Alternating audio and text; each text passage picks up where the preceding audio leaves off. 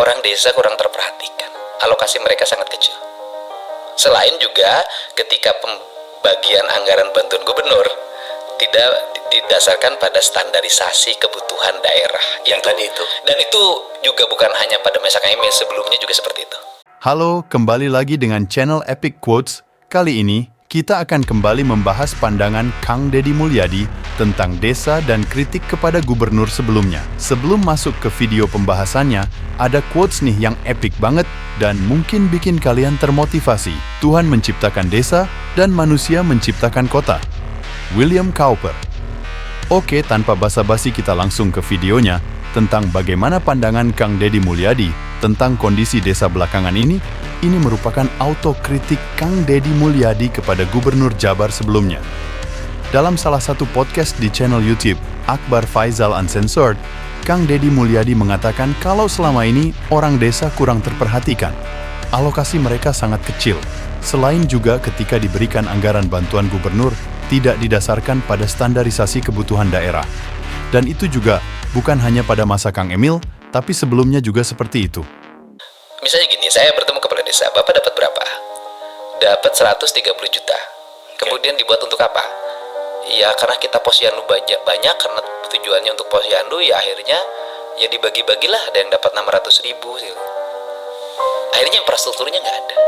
Padahal di Jawa Barat itu, yang menjadi problem utama adalah infrastruktur menuju daerah-daerah, menuju desa-desa.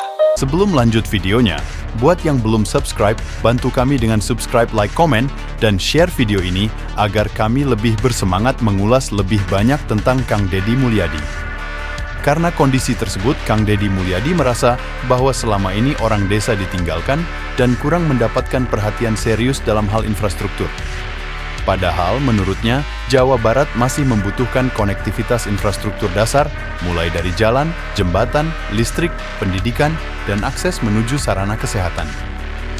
Misalnya saja, Kang Deddy Mulyadi mengatakan dirinya masih mendapati kondisi anak-anak sekolah masih melewati sungai untuk sampai ke sekolah. Masih ada juga jembatan di Jawa Barat yang menggunakan jembatan gantung sejak zaman Belanda. Kondisi itu menurutnya sangat memprihatinkan bagi suatu provinsi yang penduduknya hampir mencapai 50 juta penduduk. Kondisi itu kemudian diperparah dengan adanya ketimpangan antara kota dan desa. Pernyataan Kang Deddy Mulyadi itu terbukti dengan angka nilai Gini rasio pada tahun 2022 lalu sebesar 0,417. Angka ini termasuk dalam kategori ketimpangan pendapatan moderat, yang artinya selisih antara kelompok masyarakat berpendapatan tinggi dengan kelompok berpendapatan rendah cukup timpang. Kang Deddy Mulyadi lalu menceritakan bagaimana ada satu kabupaten di Jawa Barat yang honor RT-nya itu di bawah 1 juta per tahun, kemudian pas mau diberikan pada saat sebelum Lebaran, ternyata dananya tidak ada.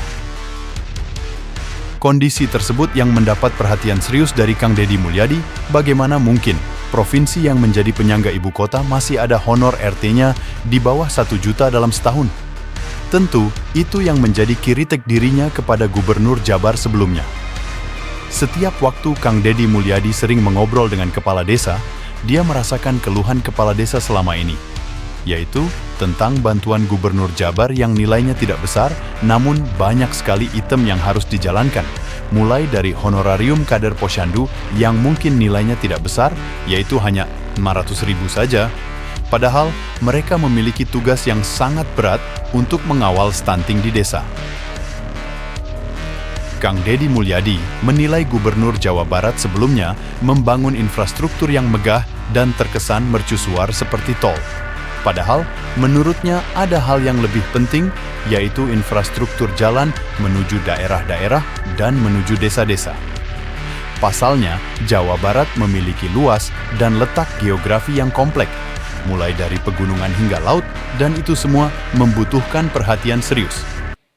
Berdasarkan data yang dirilis oleh Badan Pusat Statistik melalui Laporan Jawa Barat, dalam angka 2023, ruas panjang jalan di Jabar pada akhir tahun 2022 mencapai 28 km.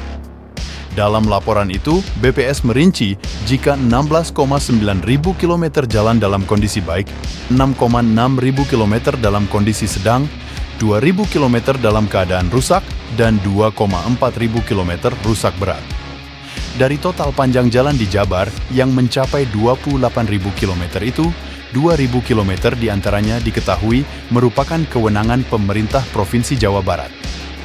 Soal banyaknya infrastruktur yang rusak, dalam salah satu podcast channel YouTube Tribun Jabar, mantan Gubernur Jabar Ridwan Kamil mengaku saat dia menjabat alokasi infrastruktur di Jabar terfokuskan untuk menangani COVID-19.